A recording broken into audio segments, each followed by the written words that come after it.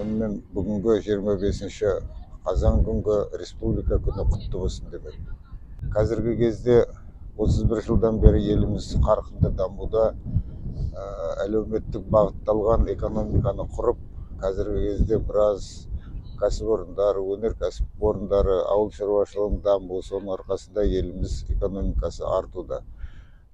Басқа бұрынғы Совет одағындағы елдерменен қатарлас болғанымызбенен біздің экономикамыз басқаларға қарағанда жақсы дамуда. Бүкіл әлемдік экономиканың масштабына, соның құрамына кіретіндей үлкен жоспарлар, жақсылық жұмыстар жасалып жатыр.